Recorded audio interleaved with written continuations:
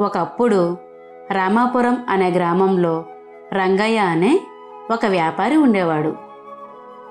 అతని దగ్గర ఒక గాడిద ఉండేది. అతను ప్రతిరోజు ఆ గాడిదపై ఉప్పు మోపించి మార్కెట్కి అమ్మడానికి తీసుకెళ్ళేవాడు. మార్కెట్కి వెళ్ళే మార్గంలో ఒక చిన్న నది దాటాల్సి వచ్చేది. ఒకరోజు ఎప్పట్లానే గాడిదతో కలిసి నది దాటి వెళ్తుండగా వ్యాపారి అన్నాడు, ఈ నది దాటి మార్కెట్కి వెళ్దాం. ఉప్పు అమ్ముతాను, డబ్బు సంపాదిస్తాను, నీ కోసం మంచి ఆహారం కొంటాను. అప్పుడే గాడిద జారిపోయి నీటిలో పడిపోయింది. అది అంటూ రంభించడం మొదలుపెట్టింది.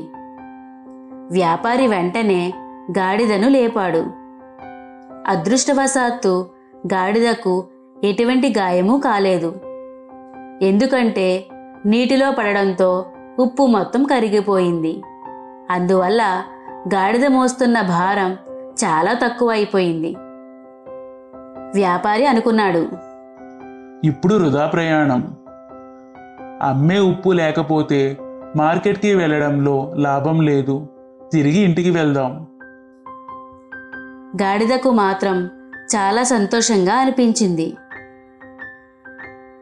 మరుసటి రోజు మళ్ళీ వ్యాపారి గాడిదపై ఉప్పు మోపి నదిని దాటుతున్నాడు.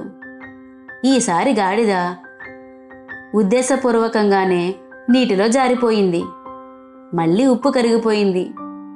దాని భారం మొత్తం తగ్గిపోయింది. వ్యాపారి అనుకున్నాడు, ఈ గాడిద కావాలనే నీటిలో పడిపోతుంది. నన్ను మోసం చేయాలని చూస్తుంది. దీని అతి తెలివిని నేను అర్థం చేసుకున్నాను. ఇలాగే వదిలినట్లయితే నా వ్యాపారం మొత్తం నాశనం అవుతుంది. ఎలాగైనా దీనికి బుద్ధి చెప్పాలి. తర్వాత రోజు వ్యాపారి గాడిదపై ఉప్పు కాకుండా పత్తి మోపాడు.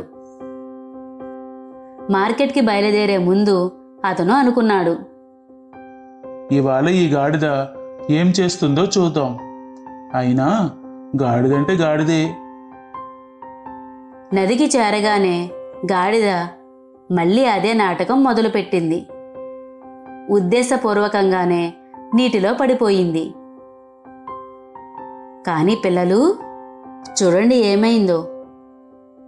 పత్తి నీటిలో తడిసి చాలా బరువయింది. ఇప్పుడు గాడిద మోస్తున్న భారం ఒక్కసారిగా 10 రెట్లు పెరిగిపోయింది. అది అటు ఇటు కదలలేక నీటిలో కూర్చుంది. వ్యాపారి ఆగ్రహంతో గాడిదను కొట్టాడు. నన్నే మోసం చేస్తావా? నీ వల్ల నా వ్యాపారమే నాశనం అవుతుంది. నీవు పని చేయకపోతే నీకు తిండి ఎలా పెడతాను? ఇప్పుడు బుద్ధి వచ్చింది కదూ? అప్పటి నుంచి ఆ గాడిద మళ్ళీ ఎప్పుడూ నీటిలో ఉద్దేశపూర్వకంగా పడిపోవాలని ఎప్పుడూ ఆలోచించలేదు. ఈ కథలోని నీతి ఏమిటంటే, తెలివిగా ఉండడం మంచిదే, కానీ మోసం చేయడమే లక్ష్యంగా పెట్టుకుంటే చివరకు నష్టం మనకే జరుగుతుంది.